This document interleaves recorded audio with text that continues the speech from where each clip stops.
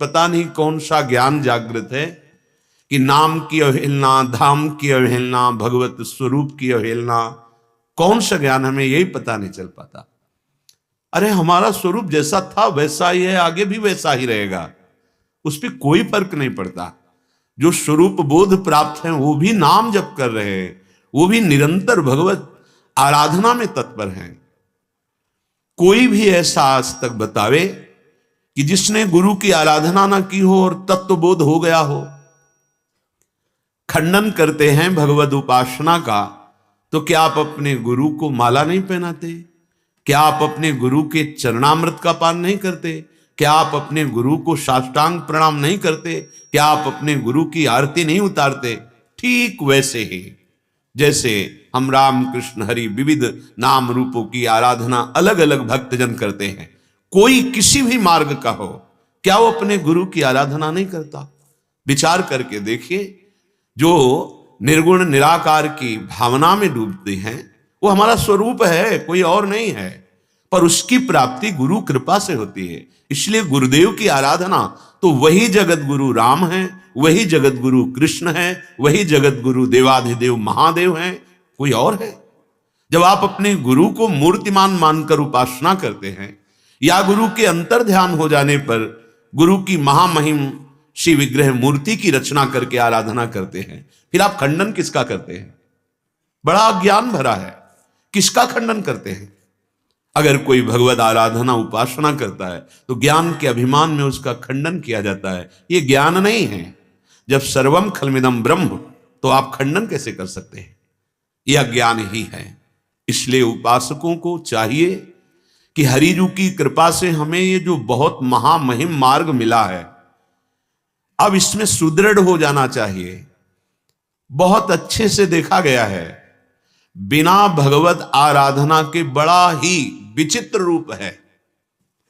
ऐसी ऐसी बातें हैं जिनका अध्यात्म से कोई भी संबंध नहीं, और हठ पूर्वक सोचा जाता है कि हम बहुत ऊंचाई पर चढ़ रहे हैं। नहीं भाई, ऊंचाई तो जब प्रत्येक शरीरधारी में अपने चिंतित तत्व का अनुभव करोगे, घृणा, नफरत, अपने में श्रेष्ठता का भाव, ये जब शांत हो जाएगा तब समझ में आएगा कि मार्ग क्या है। बहुत कृपा हो गई है, आप सच्ची मानिए कि आपका चित्त अपने साध्य साधन में स्थित है। नहीं तो जब ऐसा संग होता है तो लगता है कितने वर्ष बेकार हो गए और अभी अध्यात्म की पढ़ाई नहीं शुरू हुई है। और जहां ये स्वीकार कर लिया गया, हे प्रियालाल, हे हरि, मैं आपका, अब सारी जिम्मेवारी अगर हृदय से शरणागत हो गए तो हरि जो संभालने लगते हैं और यहीं से दिव्य ज्ञान प्रकाशित होता है। कोई ऐसा न समझे कि भक्तों को ज्ञान नहीं होता, विशुद्ध ज्ञान भक्तों को ही होता है। जो द्वैत से अद्वैत और अद्वैत से प्रेमाद्वैत में स्थित, ये द्वैत नहीं है भक्ति। मायाकृत मैं मोर तोर तय, ये द्वैत नहीं है।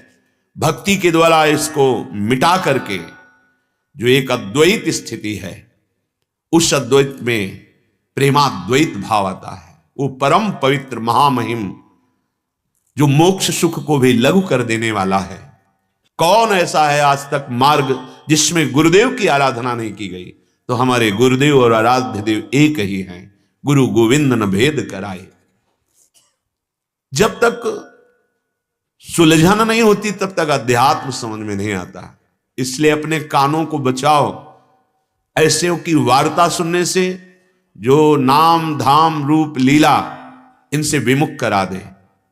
बार बार हम आपको इशारा देते हैं कि भगवान शंकर से बढ़कर ना कोई ज्ञानी था, ना है, न होगा। जगत गुरु देवाधिदेव महादेव ज्ञान समुद्र, वो भगवान का चरणोदक सिर पर धारण किए हुए हैं, जो गंगा जी हैं। वो निरंतर भगवान नाम जप करते हैं। वो भगवत लीला जब जब जहां जहां प्रकाशित होती वहां जाके दर्शन करते हैं, सम्मिलित होते हैं। आज का पता नहीं कौन सा ज्ञान है, भगवान के नाम रूप लीला का खंडन किया जाता है। बचो बचो, ये भी एक बड़ी विचित्र माया की गति है। इसलिए संग से बचो, कुसंग से तो बचना ही है। लेकिन ऐसे संग से बचना है जो धाम नाम रूप लीला में अश्रद्धा पैदा कर दे। श्रीपाद प्रबोधानंद जी महाराज कह रहे हैं, अहो भाग्य यदि आपको वृंदावन आने को मिला, अहो भाग्य यदि कुछ क्षण यहां रहने को मिल गया। उनके जीवन की महिमा का क्या वर्णन करना, जिनको अखंड वृंदावनवास आजीवन तन मन दोनों से वृंदावन का सेवन कर रहे हैं। श्रीपाद कह रहे हैं, पुण्यात् पुण्यम मंगलम मंगलानाम, दिव्यात् दिव्यम कामदम कामनानाम, सारात् सारम प्रेमदम प्रेमदानाम, मन्यत वृंदारण्य तो मन्यताम कह। हे भाई, ये वो वृंदावन है जो परम पवित्र करने वालों को पवित्र करता है। जैसे संपूर्ण तीर्थराज प्रयाग को कर देते हैं, भेंट देते हैं, किसकी? पाप की। जब तीर्थों में जो हम पाप करते हैं, ठीक सिद्धांत के अनुसार यदि हम तीर्थों का अवगाहन, तीर्थों का सेवन करते हैं तो हमारे पाप तीर्थ ले लेते हैं। फिर तीर्थ ऐसे पाप लेते लेते उनमें पवित्र करने की शक्ति कम होती है, तो वो अपने पाप जो संगम हैं, प्रयागराज हैं, उनको तीर्थराज कहा गया है। वो उनको पाप रूपी भेंट देते हैं। ये गर्ग संहिता में जब तीर्थराज के पास बहुत पाप की राशि एकत्रित हो जाती है, तब वो निष्पाप होने के लिए श्रीधाम वृंदावन आते हैं, यहां की रज में लौटते हैं, यहां की परिक्रमा करते हैं, तो वो परम पवित्र होकर पुनः ऐसी सामर्थ्य प्राप्त करते हैं कि समस्त तीर्थों को वो सामर्थ्य देते हैं जिससे अवगाहन करने वाले जनों के पाप का नाश हो। इसीलिए श्रीपाद कह रहे हैं, पुण्यात् पुण्यम, परम पवित्र करने वालों को भी पावन करने की सामर्थ्य रखने वाला ये वृंदावन धाम है। आप यहां आ गए तो अब और किसी तीर्थ या तीर्थराज में जाने की आवश्यकता नहीं। हां, आप जाना चाहते हैं, मना भी नहीं है, पर यदि आप निष्ठावान हो गए तो और कहीं जाने की जरूरत नहीं। स्वयं तीर्थराज प्रयाग यहां निष्पाप होने के लिए आते हैं। ये हमारे प्रिया प्रीतम का निज महल है। मंगलम मंगलानाम, जो मंगल करने वाले हैं ईश्वर कोटि के, वो उनका भी मंगल यहां की रज से होता है। जो रज शिव सनकादिक याचत, सो रज शीस चढ़ाऊं, किशोरी तेरे चरणन की रज पाऊं। परम मंगल करने वाले भगवान शंकर, ब्रह्मा और भी बड़े बड़े महापुरुष, उद्धव आदि सब अपना परम मंगल चाहने के लिए यहां की रज की वंदना करते हैं, याचना करते हैं। ये वृंदावन धाम मंगल करने वालों का भी परम मंगल करने वाला है। कामदम कामदानाम, जो सबकी कामनाएं पूर्ण करते हैं, उनकी भी कामनाओं को पूर्ण करने की सामर्थ्य रखने वाला ये वृंदावन धाम है। ये ईश्वर कोटि के महापुरुषों की कामनाएं पूर्ण करता है धाम। यहां तक कि हमारे प्रियालाल की भी कामना पूर्ण करता है। प्रियालाल के हृदय में जैसी इच्छा होती वृंदावन वैसे ही कुंज निकुंजों को प्रकाशित करके, वैसे ही ऋतु प्रकाशित करके, शोभा प्रकाशित करके परम सुख पहुंचाता है। प्रियालाल को सुख पहुंचाता है। आनंद सिंधु के हृदय में आनंद का वर्धन ये वृंदावन धाम करता है। सारात सारम, ये परम सार है वृंदावन। परम सार क्या है? प्रेम। अब निज धर्म आपनो कहत, तहां नित्य वृंदावन रहत, बहत प्रेम सागर जहां। ये प्रेम समुद्र वृंदावन है, इसलिए सारात सार है। बड़े कृपा पात्र जन हैं जिनको वृंदावन में श्रद्धा हो गई, वृंदावन में निष्ठा हो गई कि हमारा जीवन धन वृंदावन। भले आप बाहर रह रहे हैं, आश्रय वृंदावन धाम का है, उपासना प्रिया प्रीतम की है, हो गया काम। आप कहीं भी रहो, वृंदावन के हो, शरीर कहीं भी छूटे, आप चिदानंद दिव्य वृंदावन धाम ही आएंगे। सारात सारम, ये सार का भी सार वृंदावन है। प्रेमदम प्रेमदाना, जो प्रेम का दान करने वाले हैं उनको भी प्रेम दान करता है वृंदावन। प्रेम दान करने वाले हरिजू हैं और हरिजू को भी महाप्रेम प्रदान करता है वृंदावन। ये आंतरिक विषय है। वृंदावन हरिजू को भी आसक्त किए हुए है। वृंदावनेश्वरी की चरण रज से महामहिम प्रकाशित वृंदावन जो है, ये सद्यो वशीकरण चूर्ण मनंत शक्तिम, अनंत कोटि ब्रह्मांडों में प्रेम दान करने वाले हरि को तत्काल वशीभूत कर ले, ये प्रेम रज है प्रियाजू की। प्रियाजू के चरण कमल का पराग है ये रज। ये प्रेम प्रदान करने वालों को भी प्रेम दान करता है। जैसे कहा गया रे मन रसकन संग बिन रंचन उपजय प्रेम, तो रसिक महापुरुष प्रेम प्रदान करते हैं, तो रसिकों को भी महाप्रेम प्रदान करता है वृंदावन।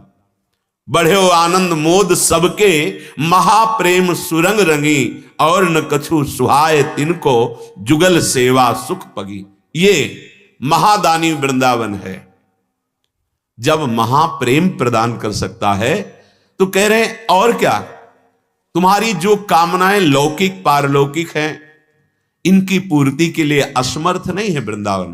पर फिर वही बात, अगर आपकी कामना है तो आपको अनुष्ठान करना पड़ेगा। आप वृंदावन वास करके, उपवास करके, जिससे प्राण पोषण हो, केवल उतना जलन लेके खूब नाम कीर्तन, नाम जब, वृंदावन की परिक्रमा, वाणियों का गायन, गोपाल सहस्त्र नाम का पाठ, संतों की सेवा, ब्रजवासियों की सेवा, पशु पक्षियों की सेवा, अभी आप देखिए कामनाएं ही नहीं रह जाएंगी। आप ऐसी उत्तम अवस्था को प्राप्त हो जाएंगे, कोई चाह नहीं रह जाएगी। श्रीपाद कह रहे हैं वृंदारण्य तो मन्यताम कहा, अब मैं वृंदावन के सिवा और किसको मानूं। समस्त धामों का मूल, पवित्र करने वालों को भी पवित्र करने वाला, मंगल करने वालों का भी मंगल करने वाला, दिव्याति दिव्य, कामनाओं को पूर्ण करने वाले की कामनाओं को पूर्ण करने वाला, सारात सार, प्रेम प्रदान करने वालों को भी प्रेम प्रदान करने वाला, ऐसा वृंदावन है। अब हम वृंदावन के सिवा और किसको माने। तो हा वृंदावन, प्राण वृंदावन, सर्वस्व वृंदावन, जीवन वृंदावन। श्रीपाद कह रहे हैं मान लो मेरी बात। रे धीमंतः संतता नर्थ देहम, गेहम स्त्री कुटुंबाद्युपेक्ष, सौख्यात सौख्यम मोक्षतो मोक्षमासु, श्री वृंदारण्य में वाश्रयंतु। धी माने बुद्धि, मंता माने धारण करने वाले। ए बुद्धि को धारण करने वाले बुद्धिमानों, रे धीमंतः, अरे बुद्धिमानों मेरी बात मान लो। जिसमें तुम फंसे हो इसमें तुम्हारा पतन ही होगा। किसमें फंसे हैं? शरीर में, शरीर भोग में, नाना प्रकार की भोग सामग्रियों के भोक्ता बनकर और शरीर संबंधियों में ममता करके तुम अपना पतन कर रहे हो। बड़ा विचित्र खेल है। माता पिता ये मनाते हैं कि संतान हो जाए, संतान हो जाएगी तो हम बड़े सुखी हो जाएंगे। वही संतान जिस समय के लिए सुख आशा करके बैठे थे, घर से निकाल देते। बड़ी बड़ी दुर्घटना उनके साथ कर दी जाती है। कितनी ऐसी बातें, तो हृदय में ये विचार आता है, गर्भ में क्या है, बच्ची हटा दो क्योंकि हमें बेटा चाहिए। बेटा हुआ तो छत से पटक रहा है, घर से निकाल रहा है, अनाथालय में जीवन व्यतीत करना पड़ रहा है या फुटपाथ में जीना पड़ रहा है। कभी श्री कृष्ण की याद नहीं आई, कभी उस हरि की याद नहीं आई जिस जो तुम्हारी रक्षा करता। आप क्या है कह रहे धीमंतः, अरे बुद्धिमानों थोड़ी बुद्धि लगा लो। संततानर्थ देहम गेहम स्त्री कुटुंबाद उपेक्षा, ये तुम्हारी एक दिन उपेक्षा कर देंगे। ये संतान, ये परिवार के जन, ये मित्र जन एक दिन जब तुम असमर्थ हो गए तब ये तुम्हारी तब देखेंगे नहीं, देखना पसंद नहीं करेंगे, रहने की तो बात जाने दो। क्यों? अब वो बिस्तर पर शौच कर रहे हैं, सामर्थ्य नहीं रही कि अपने को पवित्र कर सकें, वस्त्र धो सकें या चल सकें। अब नई अवस्था है, रजोगुण चढ़ा हुआ है। अब ये विचार नहीं कर रहे कि इस समय भगवान ने मुझे वो सेवा दी जिससे मैं भगवत प्राप्ति कर सकता हूं। कैसी बुद्धि! अगर वो बच्चा भगवत नाम जप करने लगता, थोड़ा सा सत्संग सुनता, तो कभी इतना हृदय कठोर नहीं होता कि अपने माता पिता के साथ ऐसा वर्ताव करता। कह रहे हैं, अरे बुद्धिमानों, जिस सुख के लिए तुमने ये सारे संबंध स्वीकार किए, ये अंतिम समय तुम्हारी उपेक्षा कर देंगे, कोई तुम्हारा साथ देने वाला नहीं। गोस्वामी श्री तुलसीदास जी महाराज कह रहे हैं। ये बड़े बड़े महापुरुष क्यों समझा रहे हैं? जब ये देखने को समझने को मिलता है संसार का खेल, तब लगता है अगर ये थोड़ी बात मान लेते तो बात बन जाती। जिनके लिए हमने अपना जीवन नष्ट कर दिया, वही हमें नष्ट करना चाहते हैं, वही हमें पसंद नहीं करते। अब चाहिए कि उनकी भगवत भाव से सेवा करें। नहीं, बुद्धि ही नहीं है, और बड़े बुद्धिमान मानते हैं। गोस्वामी जी कह रहे हैं, होश में हो जाओ। जैसे श्रीपाद प्रबोधानंद जी, अरे बुद्धिमानो, ये सब तुम्हारी उपेक्षा कर देंगे। कल एक वयोवृद्ध माता पिता अश्रु प्रवाह करते हुए कह रहे थे, मेरा बेटा ऐसा ऐसा करके। अब वो विकल, क्योंकि जीवन इसीलिए खूब मेहनत की, पढ़ाया लिखाया, अच्छी नौकरी, अब वो मेरे काम आएगा। वृद्धावस्था में हमारी बुढ़ापे की लठी बनेंगे, लकड़ी बनेगी। वो कैसा दर्दनाक विषय है। भाई वो वृद्ध रो रहे हैं, कोई सहयोगी नहीं। क्यों? परम सहयोगी को भूल गए, इसलिए ऐसा है। मात पिता बाल कहीं बुलावें, उदर भरे सोई जतन सिखावें। कभी सिखाया धर्म उनको, कभी बताया कि सत्य का मार्ग क्या है, धर्म का मार्ग क्या है। तुमने केवल वही बताया। अब वही उनकी बुद्धि को भ्रष्ट करके तुम्ही को दंड देगा। कहते भगवान ऐसा क्यों करते हैं? अपने कर्मों का फल भोगना पड़ता है, चाहे पुत्र हो, चाहे पिता हो, चाहे मित्र हो, कोई भी हो। प्रार्थना मान लो। बार बार इसीलिए समझा रहा हूं, आप भगवान पर श्रद्धा कर लो, तुम्हारा मंगल हो जाएगा। ये तुम्हारे जो प्रारब्ध कर्म हैं, ये बिना भुगते नहीं जाएंगे, ये दंड देंगे, दुख और सुख। अगली फसल तैयार कर लो इतनी महान कि संचित कर्म भस्म हो जाए और क्रियमाण मंगल प्रदान करने वाले हो जाए। इसलिए रोज चर्चा हो रही। समझो, तुम जो केवल कामना करते हो, कामना से बात नहीं बनेगी। ये कामनाएं भस्म कर देंगी तुम्हारी श्वासों को। कोई भी वस्तु, व्यक्ति, स्थान, रुपया, पैसा तुम्हें सुख नहीं प्रदान कर सकता। विश्वास कीजिए, ये बहुत से ऐसे उदाहरण हैं, आप लोग संसार में देख रहे हैं। महापुरुषों के अनुभवपूर्ण वचनों को स्वीकार कर लो तो एक ऐसा बल मिलेगा, कभी तुम निराश नहीं होगे, कभी तुम उदास नहीं होगे, कभी ऐसा नहीं सोचोगे मैं अनाथ हो गया। नहीं, नाथ अनाथन हित समर्थ मोहन श्री राधा। ये लाडली लालजू ऐसे करुणामय हैं, देखा है।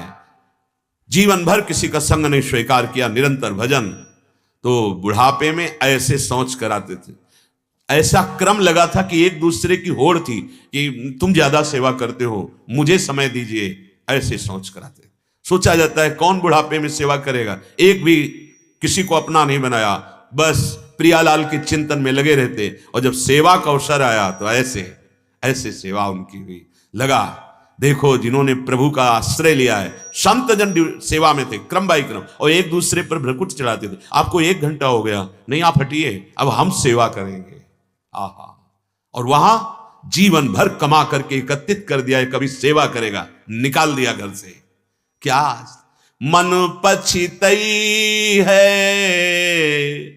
अवसर बीते। अवसर, अभी समय है।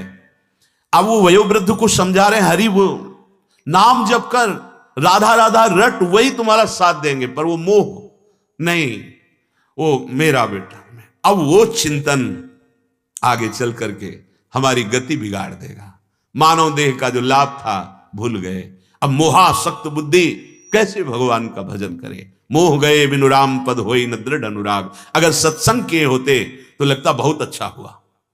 जिस आश्रय को मैं मानकर परम आश्रय श्री भगवान का विस्मरण किए हुए था, मुझे जीते जी कम से कम पता तो चल गया कि मेरा कोई नहीं। अब हे हरि, हो गया काम। जहां आश्रय लिया, अखिल कोटि ब्रह्मांड चराचर जीव सबका भरण पोषण वो विश्वंभर कर रहा है, वो कैसे तुम्हारा करेगा? आप आश्चर्य मानोगे। भरोसा तुमने हरि का नहीं किया। जिनका भरोसा किया वो साथ देने वाले नहीं, ये सब उपेक्षा कर देंगे। मन पछितई है अवसर बीते, ये दुर्लभ देह पाई हरि पद भजू, करम बचन अरु जीते। मन पछिते है अवसर बीते, ये तुम्हें दुर्लभ देह मिली है। बड़ी दुर्लभ शास्त्रों में इसकी बात वर्णन की गई। दुर्लभ हो मानुषो देहो, बड़ा दुर्लभ मनुष्य शरीर, बड़े भाग मानुष तन पावा सुर दुर्लभ। देवताओं को भी दुर्लभ कह दिया, देवताओं को भी मानव देह दुर्लभ है। ए भाई, इसमें केवल एक ही दुर्लभता है, भगवान का निरंतर नाम जप करते हुए हमारा प्रत्येक क्षण व्यतीत हो, यही दुर्लभता है और कोई दुर्लभता नहीं। देवता, अरे जहां से निकलते वहां का वातावरण सुगंधित हो जाता है, या यहीं से दुर्गंध निकलती है। और नीचे के द्वार तो है ही मलमूत्र के, ऊपर से क्या निकलता है?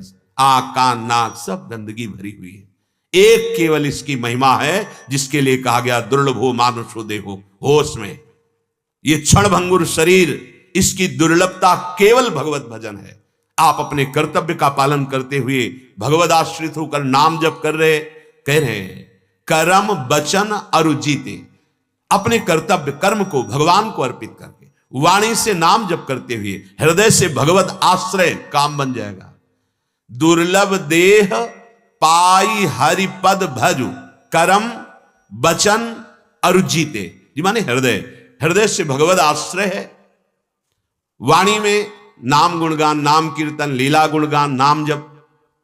और कर्म, जो भी व्यापार नौकरी जो भी आप कर रहे हैं, धर्म पूर्वक ईमानदारी से करो, भगवान को अर्पित कर दो, काम बन जाएगा। अगर आप ऐसा नहीं करते हैं तो आगे उदाहरण दे रहे हैं कि तुम क्या हो। तुम्हारे तो दो ही भुजाएं, शास्त्रावा अर्जुन जिसकी 1000 भुजाएं थी। साहस बाहु 10 बदन आदि नृप, बचे न काल बलीते। जिनकी 1000 भुजाएं थी, ऐसे रख दिया तो नदी का प्रवाह उल्टा। ऐसा महान शक्तिशाली, जिधर निकल जाए तो थर्रा जाते थे लोग। अपनी तो एक खोपड़ी है बुद्धि, 10 खोपड़ी रावण, 10 सिर। क्या हुआ? ये भगवद विमुख जनों का सर्वनाश कर दिया काल ने, काट काट के फेंक दिया भगवान परशुराम ने, शास्त्राबाहु अर्जुन और उसके वंश को भी। और भगवान राम ने 10 शीश रावण को भी और उसके वंश को भी नष्ट कर दिया। कोई अभिमान में आकर के यदि धर्म का त्याग करके अधर्म आचरण करेगा तो तिनकर काल रूप में भ्राता, वही परम करुणा वरुणालय वात्सल्य सिंधु भगवान, उसके लिए काल के समान दंडधारी हैं, विनाश हो जाएगा। सहस्त्रबाहु 10 बदन आदि नृप, बचे न काल बली दे। वो भगवान काल रूप होकर सर्वनाश कर दिया। परशुराम रूप से शास्त्राबाहु अर्जुन को और राम रूप से रावण को। ऐसा बलि रावण जिस लोक में जाकर भुजा ठोक दे तो बड़े बड़े लोकपाल घुटनों पे हो जाते थे। चलते ही पृथ्वी कांपती थी, चलत दशानन डोलत अवनी। हुंकार कर दे तो दिग्गज घबरा जाते थे। ऐसे रावण की खोपड़ियों में जो वानर यूथपति हैं, ऐसे लात मारते तो जैसे फुटबॉल ऐसे। और रो रही मंदोदरी, राम विमुखस हाल तुम्हारा, रहा न को कुल रोवनिहारा। प्रीतम तुम्हारी दशाएं हुई, हम समझा रहे थे कि भगवान राम से विरोध मत करो। हमारी वृत्ति विरोध कर रही भगवान का। भगवान जो आदेश कर रहे हैं कि तुम्हें मानव दे दिया ऐसे चलो, नहीं, तर्क क्या रखते हैं कि भगवान ने बनाया सब कुछ है। भैया सब कुछ में सब कुछ है। दुर्गति है, नरक है, बड़े बड़े भयानक रोग हैं, दंड है, सजा है। क्या आप ये पसंद करते हो? करो मनमानी। आप ये पसंद नहीं करते हो, चाहते हो सुख, शांति, आनंद, उन्नति, और करते हो भगवान के विरुद्ध आचरण, फिर कहते हो भगवान हमारी सुनते नहीं। मान जाओ, अहंकार मत करो, तुम्हारे पास ऐसा कुछ नहीं है अहंकार करने लायक। जिनके पास था, काल स्वरूप भगवान ने उनका भी नाश कर दिया, जो धर्म विरुद्ध आचरण किए। हम करी धन धाम संवारे, अंत चले उठी रीते, मन पछितई है अवसर बीते। मैं ये मेरा, मैंने ये कर लिया, मैं ये करूंगा, ऐसा इसी सोच में, विचारों में विष, अहंकार भरे विचार, मैं ये करूं, मैंने ये किया, मैं वो करूंगा, पूरा जीवन चला जाता है और अंतिम में रीते कुछ हाथ में नहीं होता। सिकंदर साहब को परास्त करते हुए धन वैभव समेट कर जा रहा था। कुछ महात्माओं ने शिक्षा देने के लिए बहुत नाचने लगे। सिकंदर के दर्शन हुए, उसने देखा फकीर आदर कर रहे हैं, रुका, बोले आप बहुत बलशाली हो। हाँ, क्या चाहिए तुम्हें? हम, मैं इसीलिए खड़ा था कि आप बहुत बड़े दाता है, मेरा काम कर देंगे। क्या? हम तो फकीर हैं, कभी कभी हमारा वस्त्र फट जाता है तो हम अपनी सुई धागा से सिल लेते हैं। हमारा शरीर जब छूटेगा तो परलोक में हमें कपड़ा जो मिलेगा उसको सिलने के लिए सुई नहीं होगी। ये सुई रख लो, आप बहुत बहादुर हो, बड़े वीर हो, ये सुई ले आना हमको और वहां दे देना। तुम महात्मा होकर ऐसी बात करते हो, यहां से एक सुई नहीं भी जा सकती। हाँ, यही समझाने के लिए, मूर्ख तुम हो, सबको काट रहे हो, मार रहे हो, समेट रहे हो, एक सुई भी नहीं ले जाएगा यहां से। ये जो अत्याचार, ये जो दूसरों को तुम दुख पहुंचा रहे हो, यही तुम्हारी दुर्गति करेगा और यहां से तुम एक सुई नहीं ले जा सकते। उसने अपने निजी जनों से कहा जब शरीर पूरा हो तो विमान से हाथ ऐसे कर देना, ये सिकंदर कुछ भी यहां से नहीं लेके गया। बात समझ लो। गोस्वामी जी कह रहे, हम करी धन धाम संवारे, अंत चले उठ रीते। अंतिम समय तुमने जो पाप किया है, सुकृत किया है, वही तुम्हारे साथ जाएगा, कुछ नहीं जाने। और पाप और सुकृत दोनों तुम्हारी विश्राम स्थिति नहीं है। एक कष्टप्रद है और एक सुखद प्रद है, पर बंधन दोनों है। और जन्म काहे को मिला था? बंधन मुक्त होने के लिए। बड़ी चूक हो गई अय मन, तो उस समय पछताएगा जब कुछ करने लायक नहीं होगा और कोई तेरा नहीं होगा। नहीं, हमारे पास पुत्र है, पत्नी है, बैंक बैलेंस है, सब है। तो गोस्वामी जी कह रहे, ध्यान से सुनो, श्रुत बनितादि जान स्वार्थ रत, ना करुणे सभी ते, अंत ही तो ही तजेंगे पावर, तू न तजे अब ही ते, मन पछितई है अवसर बीते। समय है अभी, कोई तुम्हारा साथ नहीं देगा। सच्ची मान लीजिए, केवल माया तुम्हारे समय को नष्ट कर रही है। ये विविध प्रकार के जो हमारे संबंध हैं, ये हमारे कल्याण के लिए मिले हैं। हम कल्याण की जगह बंधन को प्राप्त हो रहे हैं। अगर हम पुत्र में, पत्नी में, पति में, माता पिता में, सब में ये भाव रख लें कि भगवान इस रूप में मुझे सेवा दी और मैं अपने कर्तव्य का पालन करूंगा। कर्तव्य का पालन करने वाला सामने वाले के कर्तव्य को नहीं देखता, सिर्फ अपने कर्तव्य को देखता है। और वो कर्तव्य भगवान को समर्पित कर दिया गया, भजन बन गया। चाहे वो पति, चाहे वो पत्नी, चाहे पुत्र, माता पिता, अपने अपने कर्तव्य का पालन करने के लिए हमें एक गृहस्थ धर्म मिला है। नाम जप करो, कर्तव्य का पालन करो, इसमें राग मत करो। अगर आप राग करोगे, कर्तव्य का पालन नहीं करोगे, तो विश्वास कीजिए इन्हीं के राग का बंधन तुम्हारी दुर्गति कर देगा और इनमें से एक भी तुम्हारा नहीं होगा, कोई नहीं होगा। अब ये बात समझ में नहीं आती कि हमारा कोई है नहीं, क्योंकि माया समझने नहीं देती, समय नष्ट करती। और समझ में जब आया जब आप कुछ करने लायक नहीं रहे। यही बहुत बड़ी बात है। ये जो भगवत अनुरागी संत जन चीख चीख के कह रहे हैं सावधान हो जाओ, तो अभी समझ में नहीं आ रहा कि क्या सावधानी होनी है, किस समय श्वास निकल जाए।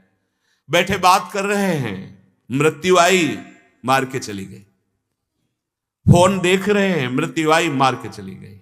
चिंतन संसार का है, फिर दुर्गति, फिर नया जन्म, नाना प्रकार के फिर वही कर्म स्वभाव गुण ये बांधे हुए हैं। इससे मुक्त होने के लिए मिला है। गोस्वामी जी कह रहे हैं मान लो मेरी बात, ये स्वार्थ के संबंध में फंसकर भगवत प्राप्ति रूपी परम लाभ से वंचित मत हो जाना। तुझे सब छोड़ देंगे, कोई तेरे साथ नहीं जाएगा, इसलिए सबकी सेवा करो, ममता मत करो। और ममता मम पद मन ही बांध बर डोरी, सबकी ममता ताग बटोरी, मम पद मन ही बांध बर डोरी। श्री भगवान कहते मेरे चरणों में ममता को समर्पित कर दो।